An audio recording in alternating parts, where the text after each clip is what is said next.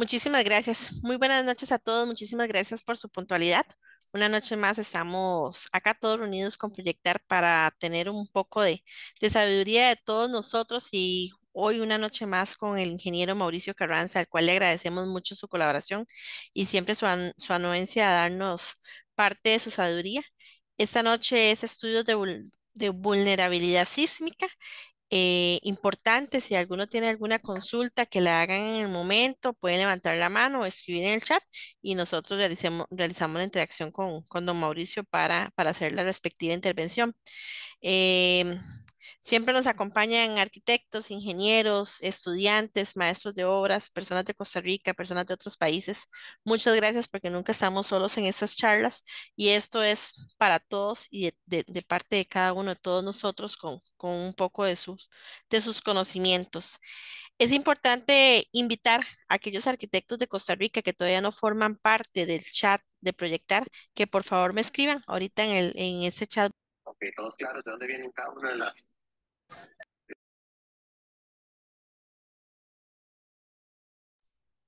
Algo pasó por ahí, disculpen. Si alguien no forma un parte del chat de Proyectar de WhatsApp, me escriben y con muchísimo gusto les explico de qué se trata. Buenas noches, Gerardo. Porque acuérdense que en este punto.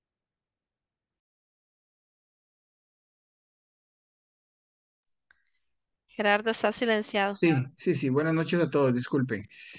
Agradecer profundamente a Mauricio porque siempre tiene la disponibilidad de darnos sabiduría, sobre todo en esta área donde los arquitectos tenemos que aprender de mucho en la parte estructural. Mauricio es un experto en estructuras, tiene una oficina muy importante en este país y un conocimiento muy amplio de cada uno de los temas que Mauricio nos da. Aparte de ser un excelente ingeniero estructural, también Mauricio es profesor del TEC y eventualmente, bueno, gracias Mauricio por llenarnos de sabiduría a los arquitectos y a las personas que se conectan. Bueno, el espacio es tuyo, Mauricio. Muchas gracias y muy buenas noches. Buenas noches a todos y gracias Gerardo y Tatiana por esta oportunidad. Yo con mucho gusto, siempre que me den un espacio ahí voy a estar. Y buenas noches a todos. Eh, voy a detener el video nada más para continuar. Bueno, este tema en general es, pues, por decirlo así, nuestro pan nuestro. Como empresa de ingeniería estructural, pues es una de las áreas que aparte de que nos encanta, es necesario en países, bueno, con sismicidad importante y con estructuras que se van deteriorando con los años, ya sea por el uso o por eventos sísmicos que van ocurriendo y es importante que, que vean un poquitico la normativa eh, y el Listo. procedimiento en general. Al final, tengo dos ejemplos, pero se hace muy extensa, entonces muy probablemente solo veamos uno, pero la presentación yo se las pasaría para que tengan los dos ejemplos. Bueno, vamos a iniciar un poquitico con la normativa del Código Sísmico. Déjenme para ver si puedo ocultar esto, para que no me estorbe. Ok, entonces, bueno, el Código Sísmico tiene un capítulo, el capítulo 15 la normativa para el diagnóstico de estructuras y readecuación sísmica, ¿verdad? Básicamente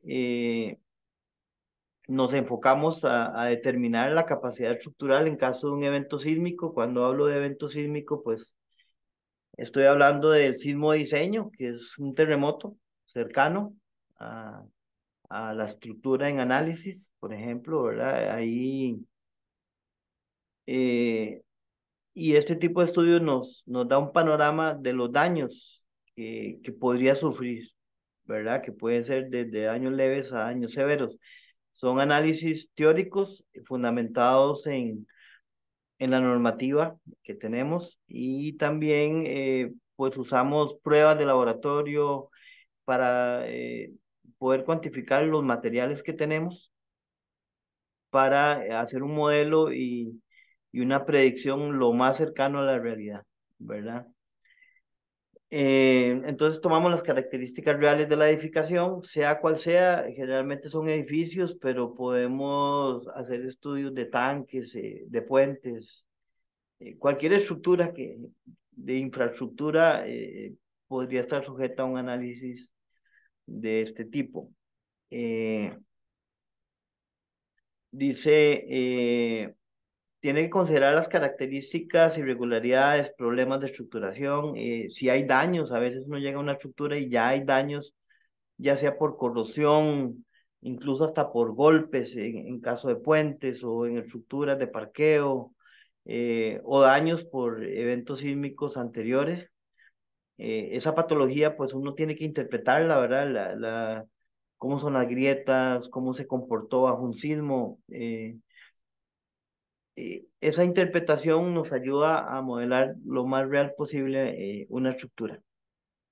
Cuando proyectamos los estudios, pues tenemos que usar las cargas actuales del código sísmico, aunque la estructura tal vez fue diseñada con cargas diferentes, depende de la edad que tenga, ¿verdad? Porque nuestro código actual viene del año 2000. Básicamente ha evolucionado del 2000 acá, ha evolucionado poco, pero antes del 2000 lo que teníamos era el del 86, donde sí hubo un cambio radical en conceptos de ductilidad, comportamiento no elástico y cosas de ese tipo. Dice que las cargas de un análisis de vulnerabilidad no pueden ser menores a las cargas actuales. Ahí les pongo más o menos para que vean que estas son cargas temporales debido al propio uso de la estructura. Yo creo que en una charla anterior lo habíamos visto. Dice que las fuerzas sísmicas para la revisión se pueden reducir en estructuras existentes hasta 2/3 de la carga sísmica para una estructura nueva.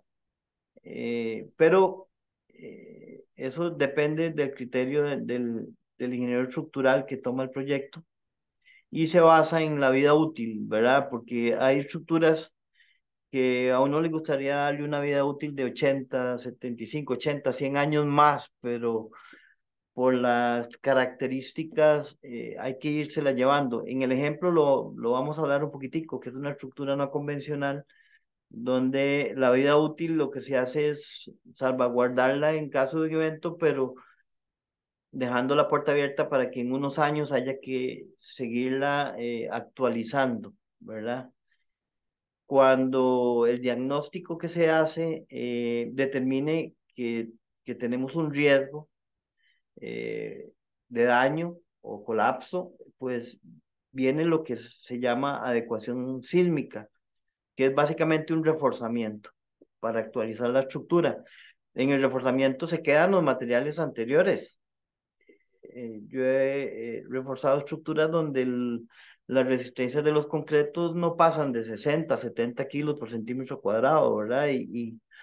Pero no se puede demoler. Y si es patrimonial, mucho menos. Entonces hay que lidiar con elementos que tal vez no tienen las características de resistencia de acuerdo al código, pero hay que lidiar con ellas y tratar de dar un refuerzo eh, para que esos elementos, por así llamarlos débiles, pues empiecen a cumplir. Aquí en las imágenes fue un estudio donde encontramos debilidades en una gran nave industrial de la Coca-Cola y hubo que arrastrar y meter elementos para poder que la estructura pues cumpliera con los requerimientos. Eh, la idea es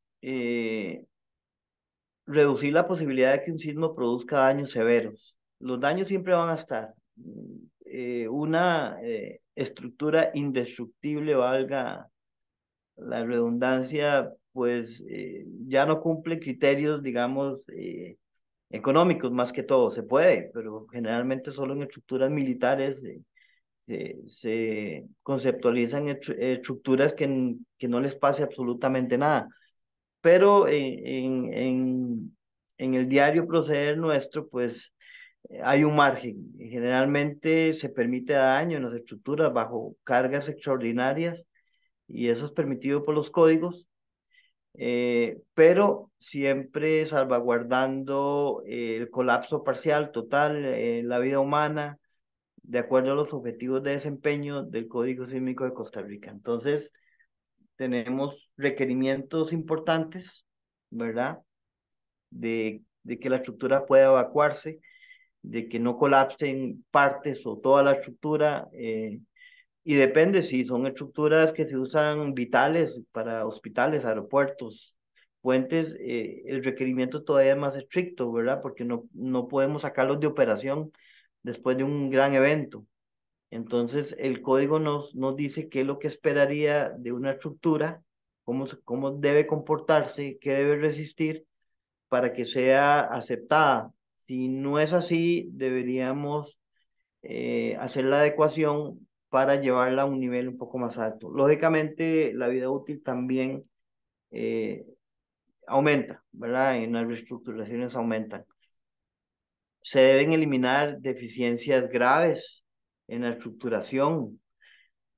Esto es parte del estadio Lito Pérez, en su momento también lo analizamos y aquí hay columnas cortas, por ejemplo, que es una vulnerabilidad que aunque no tenían un daño expreso por sismo, pueden provocar daños serios a la estructura en general. Son deficiencias estructurales que hay que corregir, aunque tal vez los análisis no nos diga que va a fallar, pero o esta otra en ese mismo lugar donde son marcos independientes y necesitamos desarrollar ductilidades y otro tipo de comportamiento, lo que hace que necesitemos elementos adicionales para garantizar un buen comportamiento de este tipo de estructuras. Eh, También hay que considerar que la estructura ya está en operación. Entonces, las cargas, por lo menos gravitacionales, o por lo menos la carga permanente o el peso propio, ya está trasladado a los cimientos, ya está trasladado a las vigas, a los muros. Entonces, eso ya hay que considerarlo de esa manera. Y que lo que venga adicionalmente, que pueden ser las cargas temporales, las cargas sísmicas, o cargas de viento para ciertas estructuras que podrían ser importantes, esas sí las debe tomar el nuevo refuerzo combinado con los elementos sismoresistentes que ya tengamos. Lo de la reducción, ya se los había mencionado, es posible hacer reducciones de carga, sacrificando un poco la vida útil y teniendo bien claro el desempeño que ella tiene que tener durante los eventos. Una vez que tengamos la propuesta de adecuación, por ejemplo, en una estructura decidimos colocar algunos muros adicionales, reforzar algunas vigas, etcétera, hay que hacerle un análisis a la estructura ya reforzada para ver que cumpla con todo, ¿verdad? No solamente se vale decir, bueno, ocupo un muro, otro muro por acá, reforzar y luego ya generar planos, no, necesito reevaluar la estructura reforzada para garantizar de que todo esté cumpliendo, ¿verdad? Eh, También cuando hay renovación y cambio de uso, y eso es importante, ¿verdad? Porque es común tomar una estructura relativamente antigua y transformarla en, no sé, en una clínica, en una universidad, o una casa se transforma en un local comercial, en un restaurante. Este tipo de cambios de uso en edificaciones existentes nos lleva a reanalizarla, ¿verdad? Para las nuevas cargas y los nuevos requerimientos. Es muy importante y esto yo creo que es pan de todos los días, tanto para arquitectos e ingenieros, la renovación de estructuras y más cuando hay que quitar una pared, abrir buques de ventana, quitar alguna columna porque los espacios no son cómodos o no son suficientes. Esto nos tiene que llevar a cuestionarnos y hacer por lo menos el estudio de capacidad, estudio de vulnerabilidad sísmica, y esto es muy común, ¿verdad? Quitar columnas, abrir entrepisos para crear dobles alturas, etcétera, eso modifica el comportamiento original de la estructura. Y si a eso le sumamos de que la estructura tiene cierta edad y ya ha sido exigida algunas veces, pues con más razón nos lleva a un estudio de vulnerabilidad sísmica. O cambios, como en el punto E, de estructuración o distribución de la masa. Hay casos donde, bueno, un edificio de pronto se le quiere poner una piscina en algún piso, o se quiere cambiar el uso de un piso por bodega. Esos cambios abruptos de masa o agregarles un piso adicional. Esos cambios abruptos en la masa, en el peso de la estructura, pues cambia las reglas del juego y nos lleva a reanalizar la estructura. No solamente carga gravitacional, porque a veces, y es muy común pensar de que no, refuerzo unas vigas y todo y ya me va a soportar la carga. Eso está bien, pero ¿qué pasa con los requerimientos sísmicos y el desempeño bajo un sismo? Entonces, eso nos lleva a este tipo de estudios. O edificaciones que han sido dañadas por un sismo. Llega uno a una revisión de una estructura y se topa daños o alguna patología que le indique a uno que hay ciertos elementos que están sufriendo, que sufrieron bajo ese evento sísmico. La imagen ahí no hay nada que pensar, lógicamente no siempre es así. Casi que cuando encontramos una columna corta así y vean las ventanas, se achataron, ya no hay mucho que hacer.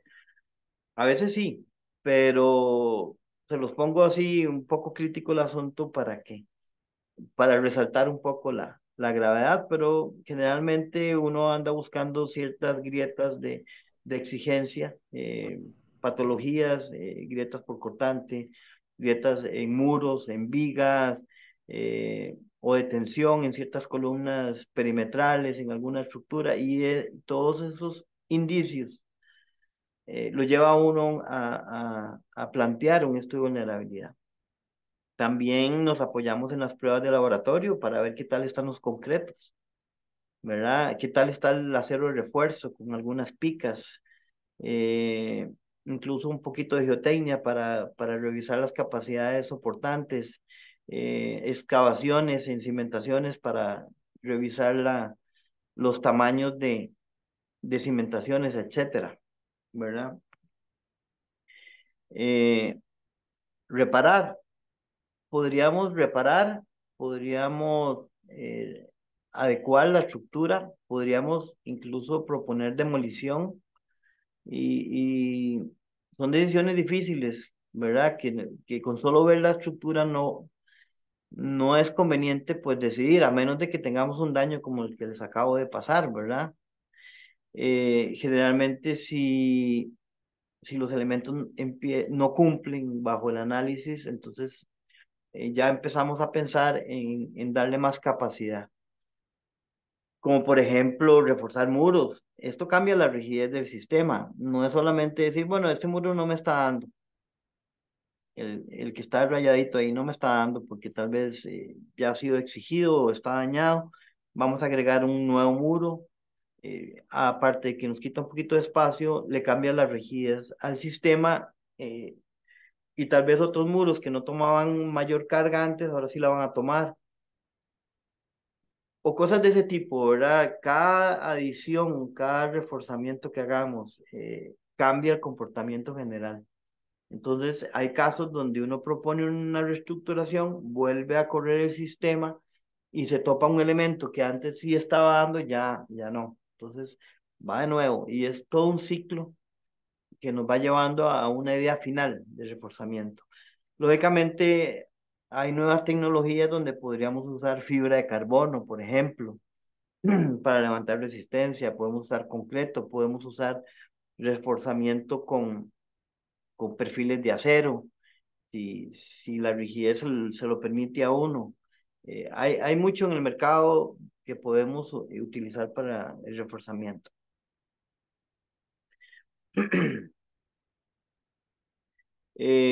La adecuación entonces nos lleva cuando el diagnóstico determine que es necesario adecuar la estructura ya porque el comportamiento no es adecuado o porque no se cumplan los objetivos de desempeño, ¿verdad? Porque detectamos de que hay zonas frágiles o hay zonas débiles dentro de la estructura. Entonces se requiere una adecuación sísmica del sistema. Y la demolición, bueno, es lo último en la línea, pero se ha dado en algunos casos importantes, ¿verdad?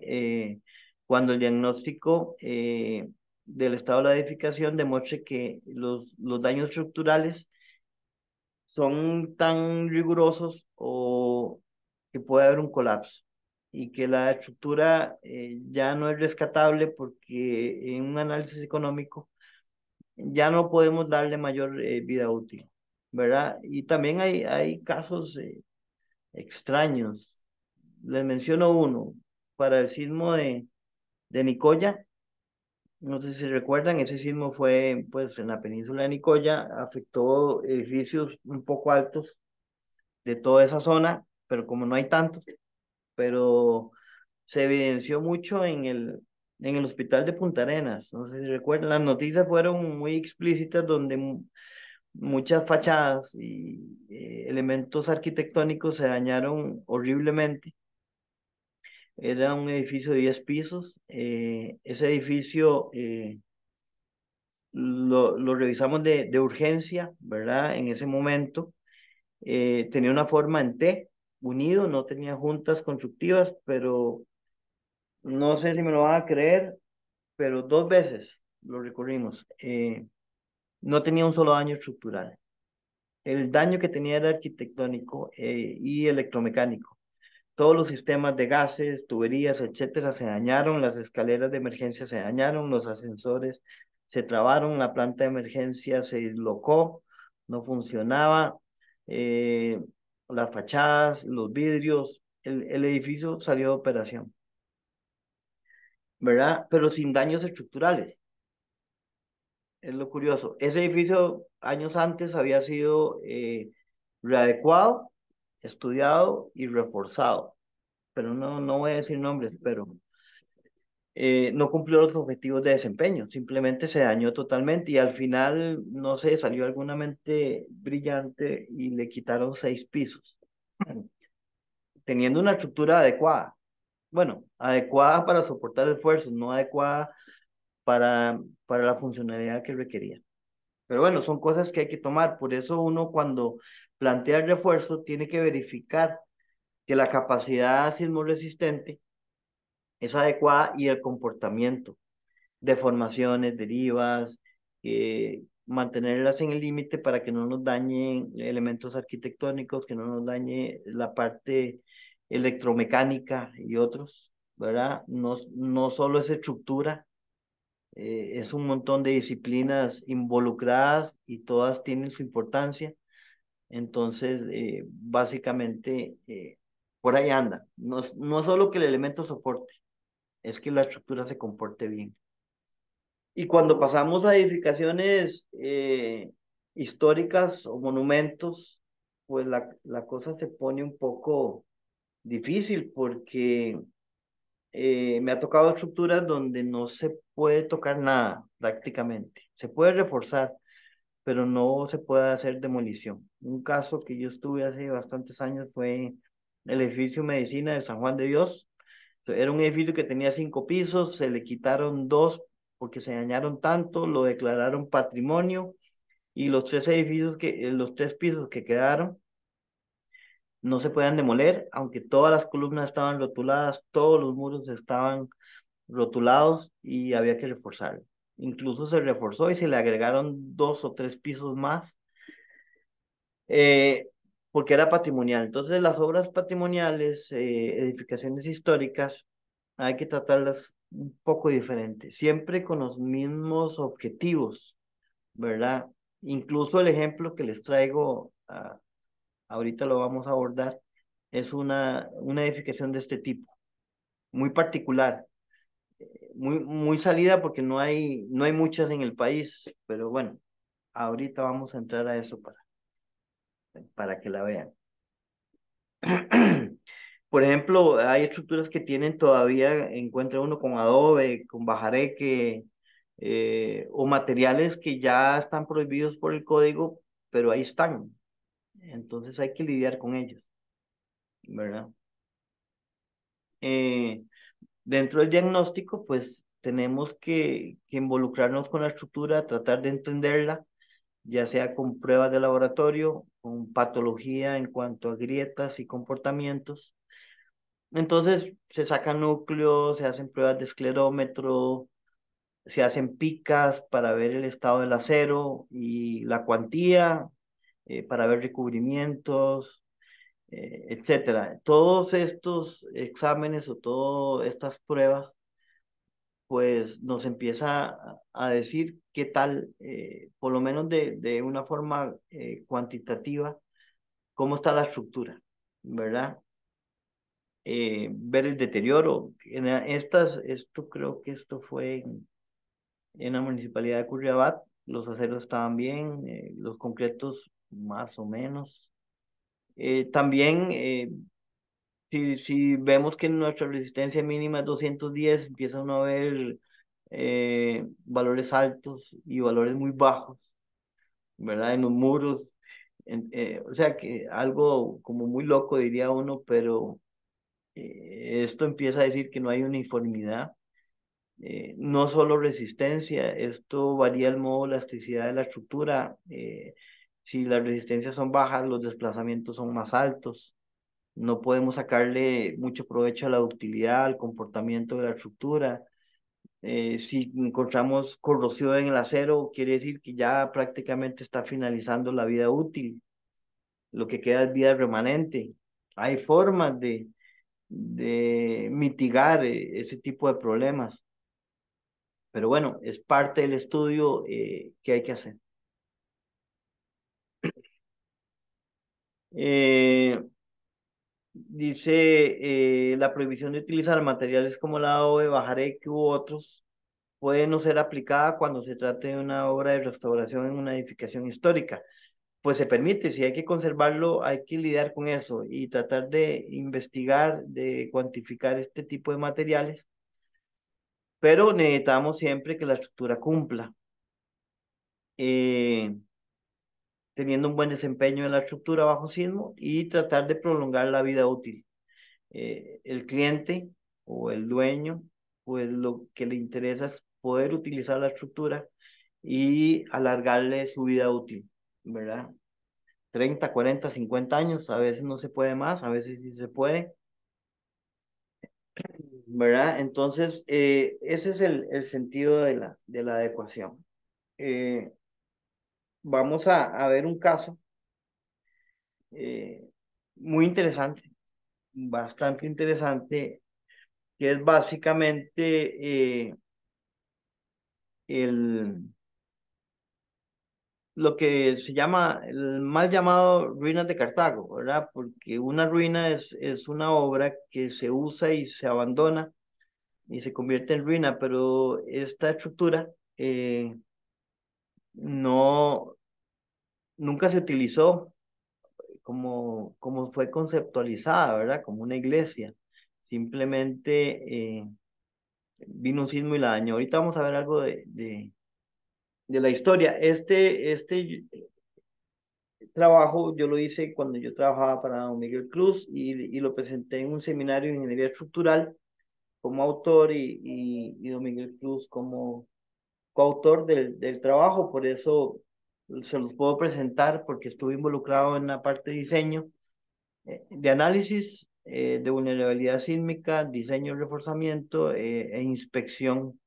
Entonces les voy a mostrar básicamente todo el proceso que llevó. Es una estructura tal vez no es convencional, no las encontramos por todos lados, ¿verdad? Pero la filosofía y el procedimiento, pues, es el mismo para cualquier estructura. Ahí les puse la imagen de cómo iba a ser. Creo que hay una estructura original, si no me equivoco, en Italia. Así iba a ser, pero no llegó a ser. No llegamos ni a la mitad.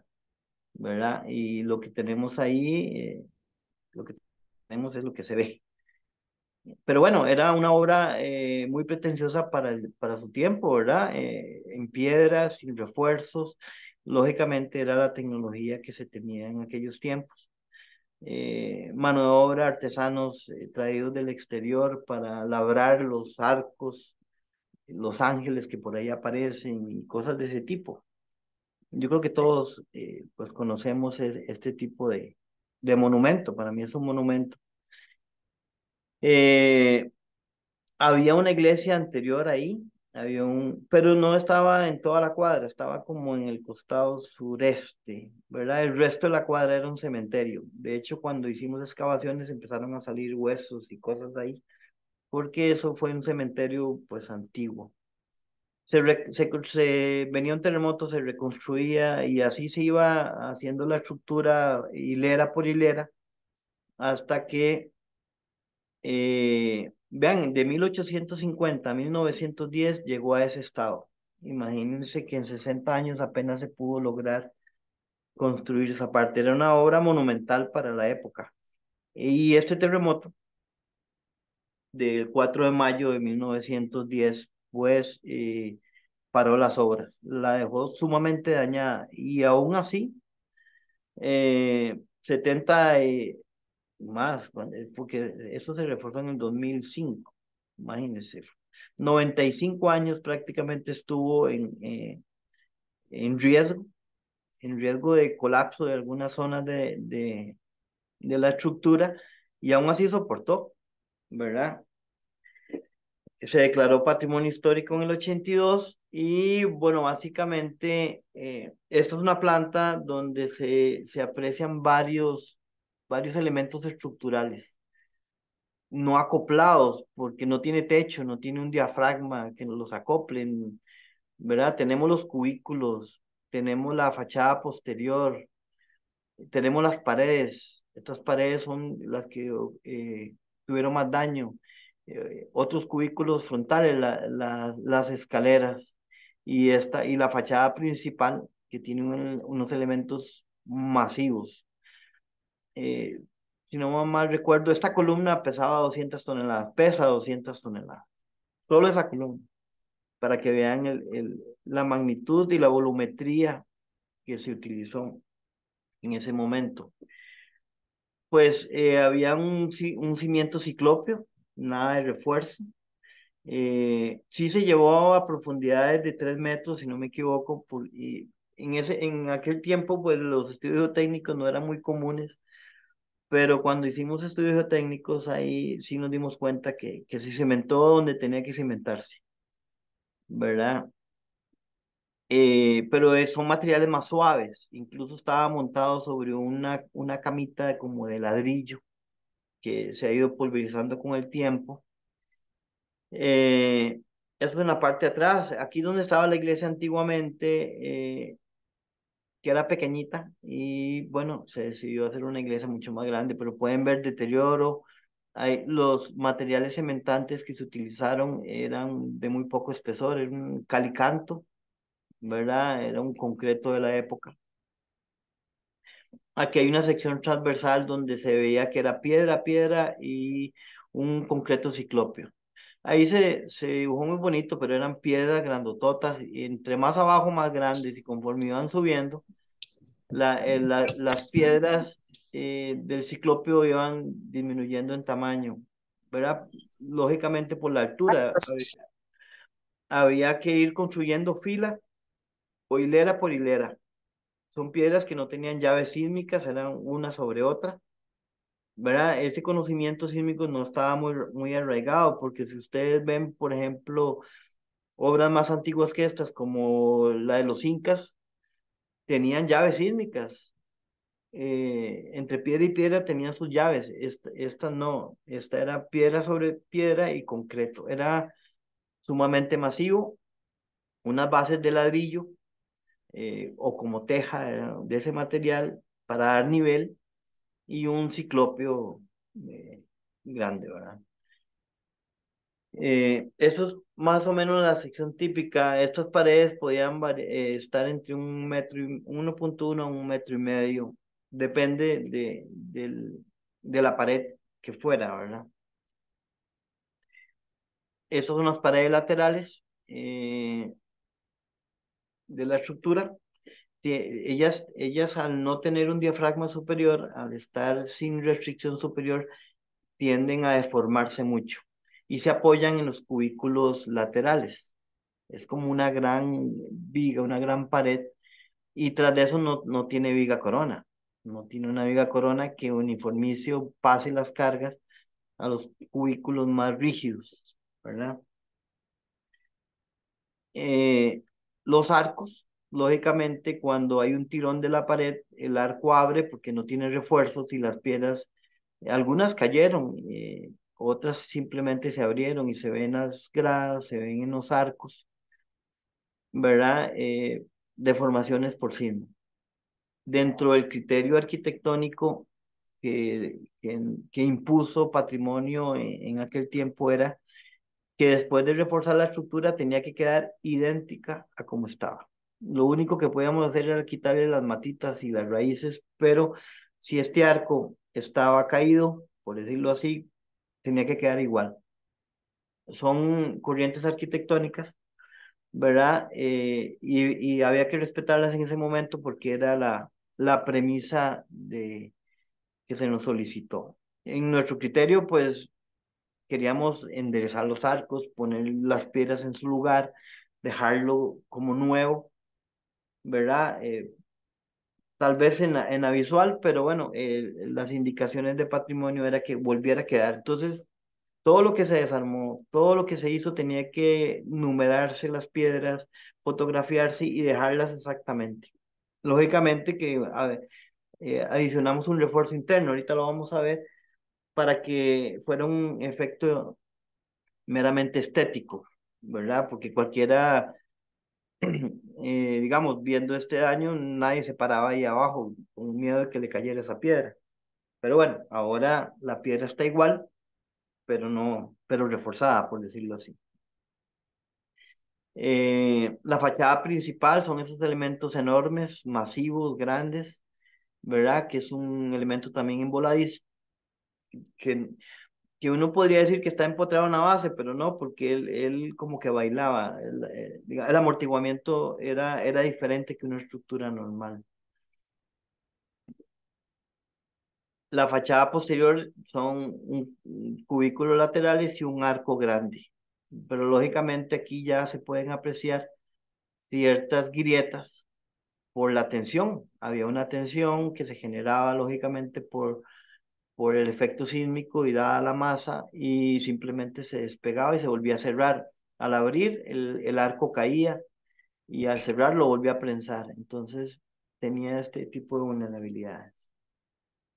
Dado que no tenía una viga superior, nunca la tuvo. No se sabe si en algún momento se le iba a proporcionar algún tipo de refuerzo. Claro, para la época el concreto reforzado mm, no existía o estaba muy en pañales y jamás lo iban a pensar. Es un diseño europeo traído a Costa Rica y en dos condiciones diferentes, de una zona no sísmica o poco requerimiento sísmico a una zona extremadamente sísmica. Y un poquito del terremoto, porque es importante también hablar un poquitico de las fuerzas o de la amenaza que tuvo en su momento. Vean que la magnitud no fue muy grande. Cuando hablamos de magnitud, a veces nos dicen, mira, 6, y no nos asusta, pero no tanto. Este fue muy cerca, porque la falla fue en Navarro, a escasos 10 12 kilómetros del centro de Cartago. Vean el tiempo en que se liberó esa energía. Eso tal vez fue el detonante, ¿verdad? Que fue, como decimos, un bombazo. Fue un sismo, una sacudida enorme para un elemento masivo. De hecho, murió gran parte de la población de Cartago. Los que han leído la historia de ese terremoto, murió gente en la cama, ni siquiera le dio tiempo de levantarse, o en el baño, o le cayó las paredes. En ese tiempo la construcción era de bajareque, de adobe, pesada, sin refuerzo.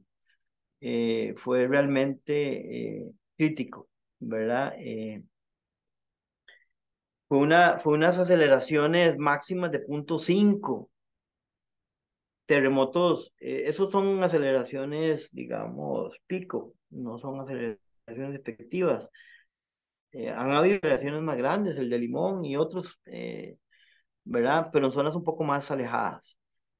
En ese tiempo estaba a punto de salir de la presidencia de Cleto González Víquez, que bueno, era ingeniero, y de ahí fue donde se prohibió el uso de materiales como el adobe y el bajareque.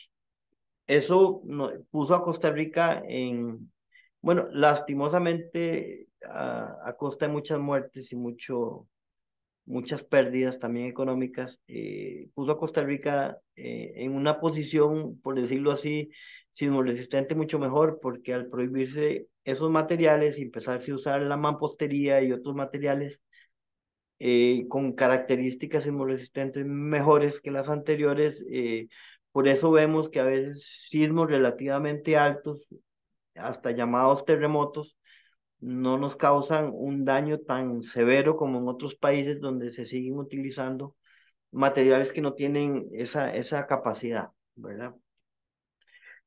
Bueno, aquí hay algunos otros sismos. La aceleración efectiva de ese sismo se estimó de los análisis en 0.24. Ahora diseñamos para 0.33, 0.36, para que vean la rigurosidad del código sísmico actual. Este sismo con 0.24 nos hizo ese daño en esa estructura. Ahora diseñamos para un requerimiento más alto, las estructuras nuevas, ¿verdad? O sea, estamos con requerimientos sísmicos mucho mayores. ¿Y por qué? Bueno, porque después de 1910 vinieron estos sismos que están por acá, ¿verdad? En el 93, el de Limón, bueno, Limón creo que aquí, creo que es el 93 también, creo que debe haber un error ahí. Pero bueno, hubieron terremotos anteriores que empezaron a engrosar la base de datos de aceleraciones en el país y ahora tenemos un código sísmico que nos exige mucho más. Eh, estos, para que vean, digamos, por todo el camino que tenemos que pasar en este tipo de estructuras. Aquí incluso dice código 2002, porque cuando se hizo ese trabajo, ese era el código que estaba vigente. Ahora tenemos el 2010. Dado que las cimentaciones eran profundas, aunque eran antiguas, teníamos un suelo no tan suave y aceleraciones efectivas un poco más altas a la que lo dañaron, pero ya está ese requerimiento actual en ese momento y teníamos que diseñar los refuerzos y hacer los análisis con la normativa actual, ¿verdad? Entonces, se utilizaron estos parámetros, ¿verdad? Se hizo un análisis de probabilidad de excedencia, de vida útil, etcétera, para determinar las aceleraciones que se iban a utilizar en ese momento. Veníamos pasando de un código del 86 que usaba aceleraciones pico y utilizaba probabilidades de excedencia, vida útil, y de pronto estábamos en un código que no mencionaba nada de eso y simplemente nos daba valores. Entonces se hizo un análisis de ese tipo para poder encontrar la solicitación sísmica, el coeficiente sísmico. Se usó un comportamiento elástico, un requerimiento elástico para la estructura. Se varió el amortiguamiento porque es mampostería, pero no es la mampostería que conocemos actualmente, que está toda unida e integrada al acero de refuerzo. Es una mampostería y piedra sobre piedra. Entonces se variaron los amortiguamientos y otro tipo de cosas que sacan, digamos, la estructura de lo convencional. Y bueno, un poquito más de números, que tal vez no es lo importante en este momento, pero bueno, para que vean que hay que pasar un poquitico por todo esto para encontrar las solicitaciones. Daños que nos empiezan a decir cómo se comportaba. Por ejemplo, la pared se hacía para un lado, para el otro, al punto de llegar a desprender piedras, corrimientos, eh, 15 centímetros en algunos casos, desplome de la pared, pérdida de verticalidad, en otras palabras, hasta de 20 centímetros, o sea, la pared casi que ya venía al suelo, ¿verdad? Rotaciones excesivas. eh, la verdad es que la estructura estaba muy maltrecha. Tal vez por verla así como una ruina, qué bonito, como una ruina, pero ya cuando uno lo ve con ojos estructurales, realmente era un peligro. Era un peligro tanto para las personas como para la misma estructura y perder un patrimonio de este tipo, ¿verdad? Eh, Desprendimientos de arcos que ya habíamos hablado, piedras sueltas. Esta es la escalera, aquí es una escalera de arco, pero básicamente estaba en un punto deplorable, ya no podía pasar bien las cargas, ahí estaba, no sé, por su propio peso. Aquí pueden ver los arcos donde se abrían y las piedras, pues no cayeron porque de verdad, pero tenía daños muy severos. Esto lo habían impermeabilizado en algún momento como para que el agua no se filtrara y no dañara, pero no había una viga que nos uniera todo este sistema. Se hizo un análisis de elemento finito con programas actuales que ya los tenemos, que podemos llegar a hilar fino y encontrar las fuerzas internas, usando elementos en voladizo para ciertas partes. Los cubículos se analizaron como cajones rígidos. Tuvimos que separar la estructura y analizarla por aparte, porque son elementos que se comportan diferente. Una pared se comporta diferente al cubículo, se comporta diferente a la fachada, etcétera. Entonces tuvimos que analizar por partes y hacer los modelos estructurales, ¿verdad? Encontrar desplazamientos, ver el comportamiento, encontrar estos mapas que no son de calor, son de esfuerzo, donde nos decían dónde encontrábamos los esfuerzos máximos, etcétera. eh, Analizamos los modos de oscilación, cómo la estructura, son índices importantes que nos indican cómo es el movimiento de la estructura, ¿verdad? Es como cuando uno se hace un examen de sangre, ¿verdad? Cada reglón indica algo. Y tal vez uno no los entienda mucho, pero el médico, pues, sí los interpreta bien. Así pasa con este tipo de datos que nos empiezan a decir cómo se comporta. Y es realmente lo que andamos detrás del comportamiento general. Analizamos los elementos uno por uno. Esto es el elemento, digamos, de fachada, que es súper masivo. Vea el tamaño de esa columna, 5 metros por casi 4 metros. Masivo, piedra, es una piedra tipo granito. Todavía se encuentra en algunas aceras en Cartago. Se encuentra ese tipo de material. Incluso creo que el peso volumétrico es de 2.600 kilos por metro cúbico. Es más pesado que el concreto. Imagínense lo pesada de la estructura. Los cubículos, cómo se componían. El levantamiento que se hizo fue exhaustivo, centímetro, casi que milímetro por milímetro, para tener las características reales, dimensionales de cada elemento. eh, Columnas en algunas partes de, de las esquinas. Eh, los esfuerzos, estos son esfuerzos básicamente que salen del análisis, esfuerzos en compresión, esfuerzos en tensión, esfuerzos en cortante. Nos dimos cuenta que el material, ese granito, esa piedra, sí es capaz de soportar ese tipo de esfuerzos. Entonces, bueno, la estructura era rescatable. ¿verdad? Era rescatable porque sí, elemento por elemento era capaz de soportar los esfuerzos, pero en conjunto tenía una deficiencia o una vulnerabilidad muy alta, ¿verdad?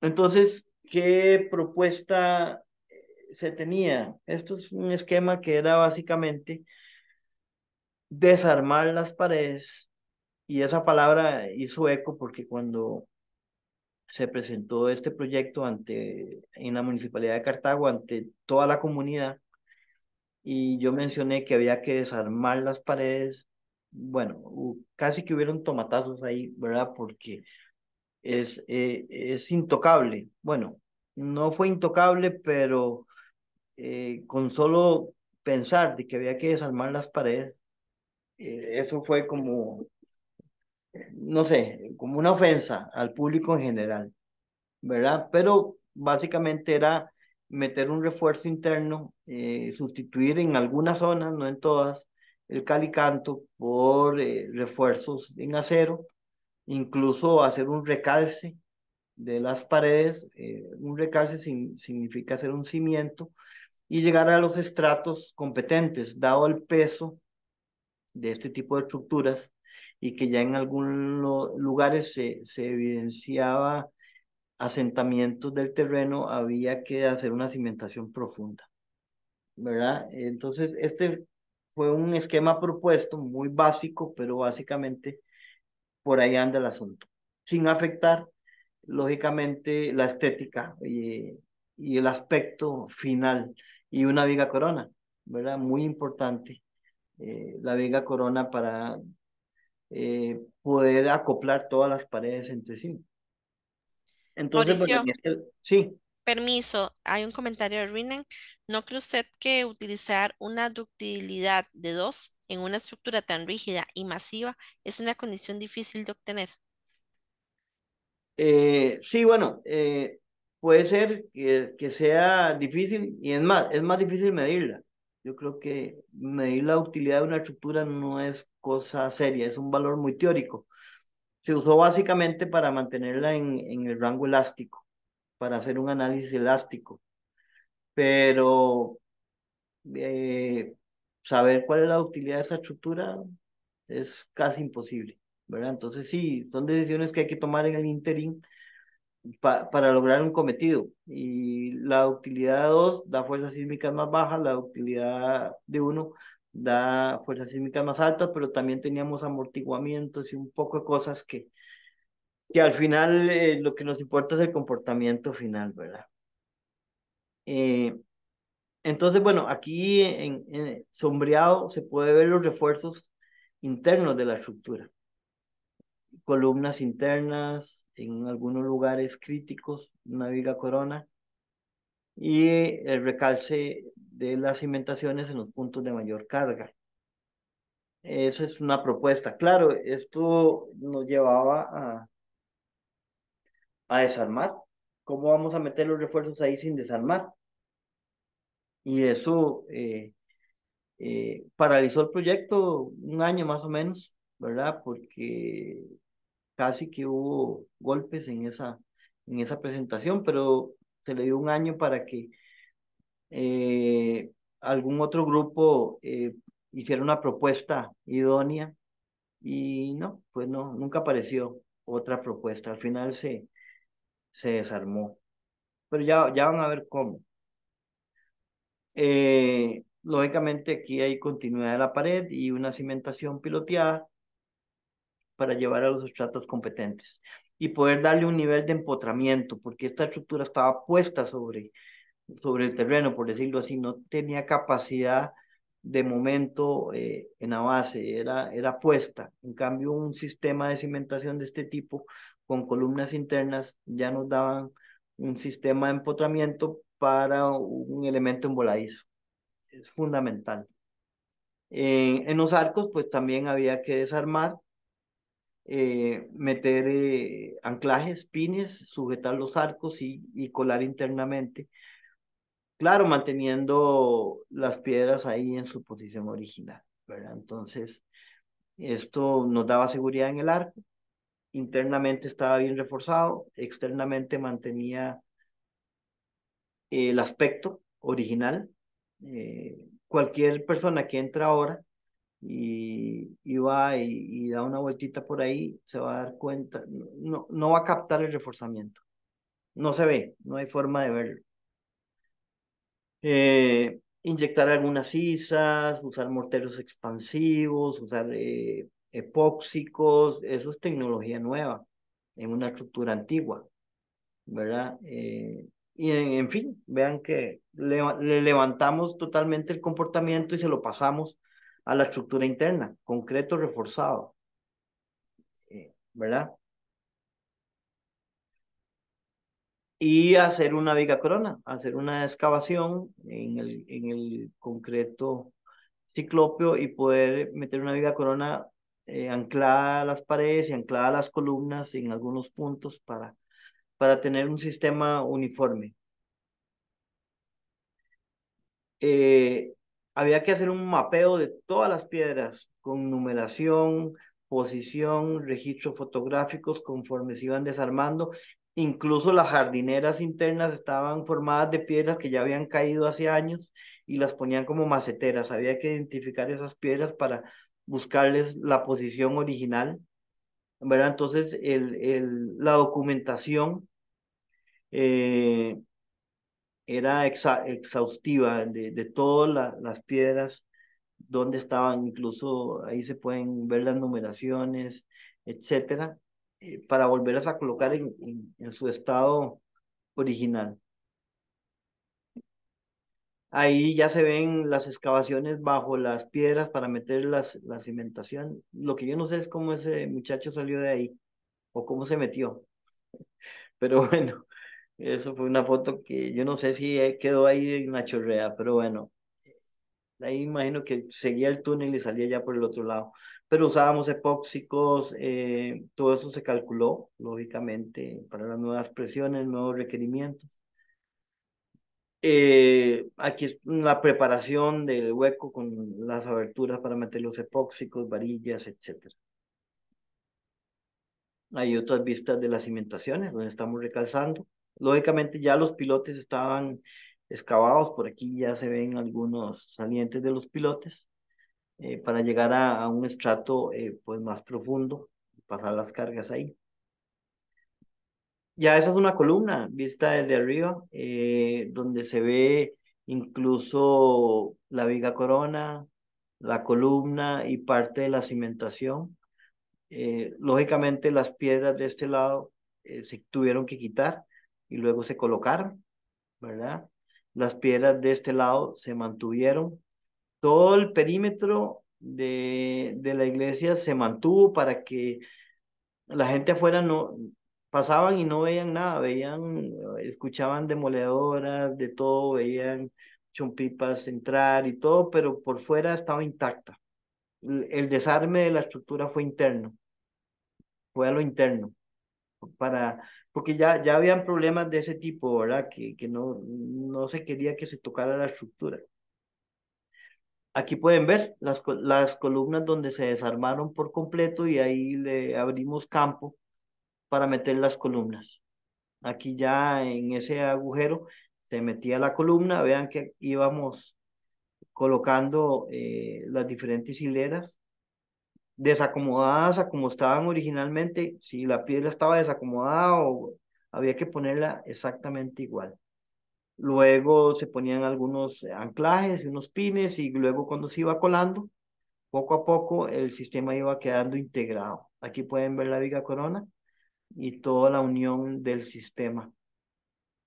Pero por dentro lo veíamos esto. Por fuera había unas estructuras metálicas que nos daban estabilidad en caso de un sismo que se diera en el momento de la construcción. De guardia, se nos viene la pared, se nos cae. Entonces, bueno, ahí tuvimos que hacer un sistema de soporte externo para mantener el equilibrio en caso de un evento sísmico. Esa piedra quedó así, con esa abertura, así tenía que quedar. Y las piedras quedaban con faltantes. Ese era el requerimiento, ¿verdad? Pero bueno, y ahí se iba colando y vibrando poco a poco, coladas pequeñas, porque había que armar, colar, armar, etcétera. obras falsas internas para poder tener las coladas y ahí llevábamos la estructura, vean. Aquí van las columnas, van para arriba, ahí vamos con todo el reforzamiento. Algunas fotos del proceso constructivo.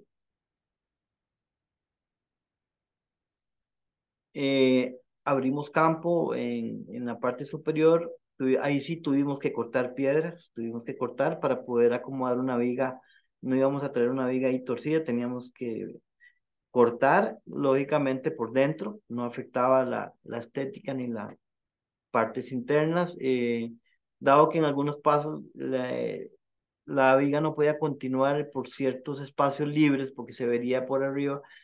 Tuvimos que reforzar los nudos para darle capacidad a a las esquinas. Y ahí se ve, digamos, todo el trabajo para la viga corona, ¿verdad? Ahí sí podía uno subirse. Y como anécdota, yo estuve en una escuela ahí cerca, a los 100 metros de las ruinas. Y cuando yo salía de la escuela me subía y trataba de ir a la corona por esas gradas y me acuerdo que siempre un policía me perseguía y me hacía bajado. Y yo decía de niño, bueno, algún día podré subir ahí sin que nadie me baje, sin que nadie me persiga. Bueno, sí, sí tuve esa experiencia y fue diferente ya estar en un nivel más bien de inspector, corroborando todos los detalles. Un poquito más del reforzamiento, el colado que se utilizó. Algunas otras imágenes de todo el proceso. Y aquí pues ya se ve, hay zonas donde si usted se aleja un poquitico puede ver estos elementos que no son de originales, lógicamente la viga, pero bueno, en algún lado se tenía que ver un poquitico el reforzamiento. Pero bueno, para verlo hay que alejarse un poco y tratar de buscar ángulo para poder ver ese tipo de detalles. Los arcos se apuntalaron, se sujetaron, se excavaron, se metieron pines con epóxico y luego se coló internamente. La grieta quedó, el, la piedra quedó ahí salida, pero internamente sí se reforzó. Aquí lo pueden ver, la piedra tenía que tener esa posición, pero aquí están los pines y todo un refuerzo que metimos internamente para que las grietas que se vean son grietas estéticas también, nada más.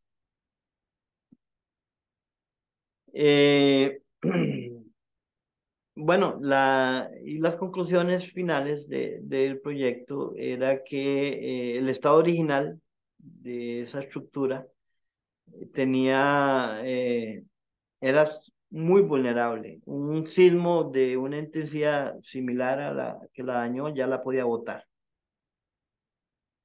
El nivel de resistencia se encontraba muy comprometido y la vulnerabilidad era muy alta.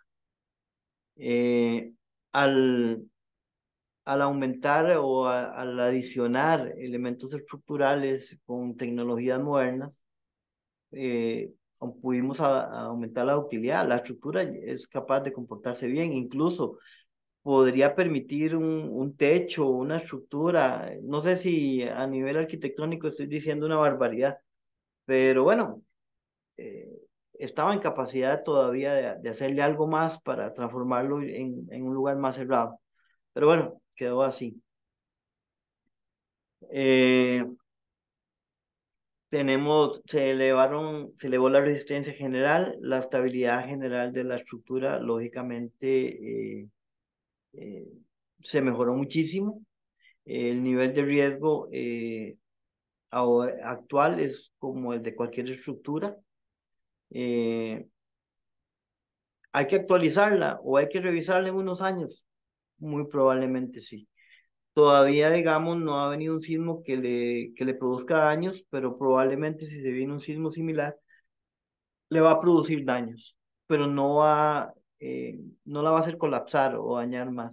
Este tipo de estructuras usted no puede eh, digamos, reforzarlas para 100 años o 150 años. Es, hay que írsela llevando de 50 en 50 años porque no puede ser tan agresivo. Y también salen sistemas y materiales eh, modernos que se pueden aprovechar en el futuro, ¿verdad? En aquel tiempo pensar en la fibra de carbono para reforzar era tal vez un poco complicado. Hoy no, hoy ya es más común utilizar materiales de alto desempeño, ¿verdad? Y ahora tenemos una estructura que se comporta como una sola, tiene integridad, sigue teniendo elementos en voladizo, pero las cargas se trasladan a los elementos más rígidos. Entonces, bueno, básicamente yo creo que estamos en tiempo, ¿verdad, Tatiana? Entonces, ahí en la presentación hay otro caso más, que es el estadio Lito Pérez, que lo tenía ahí, pero bueno, va a quedar en presentación. Pero consideré que tal vez era más interesante y tenía todos los aspectos, tanto de análisis, de vulnerabilidad sísmica, estudios de capacidad, materiales y readecuación, construcción, inspección. Entonces, me parece que fue bastante completo el trabajo. No sé si tienen alguna pregunta, con mucho gusto. Muchas gracias, Mauricio. No, realmente interesante. Jamás me hubiera imaginado que todo eso se le había hecho a las famosas llamadas ruinas. Pero Ujú. y cada día aprendemos algo nuevo, ¿verdad? Más bien, muchísimas gracias por compartirlo con todos nosotros y en tan poco tiempo plasmar tanto interés para este tema y ver todo lo que es la vulnerabilidad sísmica. Claro. Han comentado en el chat, muy interesante, y también pone Eric que me da risa, pero pues podríamos tomarlo en consideración. Don Mauricio de fijo lo contratan por si hay que hacer algo parecido en el Stonehenge. ¿Qué carga pone? No, Este, estamos a la orden y este tipo de cosas no se las enseñan en la universidad a uno porque no son estructuras que encontrás ahí en todo lado, son casos especiales, ya no nos quedan, pero sí tuve oportunidad, digamos, para contarles un poquito, de trabajar con, por ejemplo, el Colegio San Luis Gonzaga en Cartago, que también es de la época, con la iglesia San Ramón, por ejemplo, que es una obra gótica, con la iglesia de la Merced, que también tiene más de 100 años, y estructuras de ese tipo que le exigen a uno, pues, estudiar cada una como un caso particular, ¿verdad? ujú. No, más bien, muchísimas gracias. No sé si alguno tendrá alguna consulta, algún comentario que deseen realizarle a don Mauricio, algún caso de estudio. Estamos con tiempo todavía. Si desean aprovechar el momento, ese es el momento. Gerardo. Bueno, no, Tati, muy interesante. Yo tampoco sabía que había sucedido eso con las ruinas. Creo que Mauricio me lo había mencionado una vez, pero no había entendido la magnitud. Una inquietud, Mau, nada más. Sí, Ese reforzamiento que se le hizo a la iglesia, si algún día quisieran terminarla, pues la pueden terminar con ese reforzamiento o meramente fue reforzamiento para nada más para que soporte ahorita, digamos, lo que está hecho. sí, Gerardo, bueno, en su momento se le planteó a Patrimonio que le pusiéramos un techo, que diseñaran alguna obra de techo. Y porque es viable, totalmente viable, claro que sí, es totalmente viable. Tal vez no agregarle pared arriba y tratar de terminarla, pero como originalmente iba a quedar, pero sí, soportaría perfectamente un sistema, un diafragma flexible, un techo, una cosa así. Ok, perfecto. Bueno, No sé, pareciera que no hay más consultas, no hay más comentarios, todo está muy claro, como siempre. Agradecerle. Ah, bueno, Cintia, por favor, este espacio. Bueno, buenas noches a todos. Muchas gracias por el espacio. En realidad, agradecerle a don Mauricio.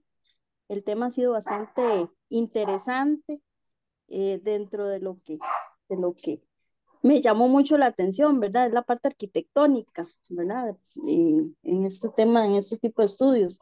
Y compartir, ¿verdad? Que yo trabajo para una empresa pública y de unos años para acá, digamos unos 3, 4 años para acá, se puso como de moda, ¿verdad? El realizar estudios de vulnerabilidad de los edificios por su antigüedad, ¿verdad? Entonces, me parece bastante importante toda esta parte que nos expuso. Y agregar, ¿verdad? Yo no sé si ha tenido la oportunidad de visitar San Lucas, ¿verdad? Que ahí hicieron un reforzamiento estructural bastante importante y en relación también a este tema. Gracias, sí, nunca la visité cuando era cárcel, por dicha, ni ahora tampoco, pero bueno, gracias por la sugerencia. En algún momento me gustaría, claro, que visitarlo.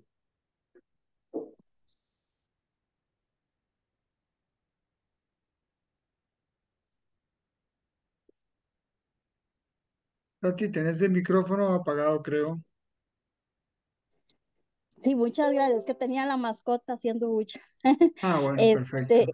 Sí, no, más bien muchas gracias. Y sí, es bastante interesante todo el tratamiento estructural que le dieron a San Lucas, porque eso prácticamente en la parte que soportaba el segundo piso, y también restaurar, ¿verdad? Es un tema complicado, como lo mencionaba él en la parte de patrimonios. No, y yo me imagino que ese caso de San Lucas tiene un factor adicional que es la corrosión y tenemos todo el ambiente salino y entonces sí tiene un reto, ¿verdad? Un reto importante. Perdón, tuve problemas con el micrófono. Indica Ana Arce, es interesante en edificios grandes que,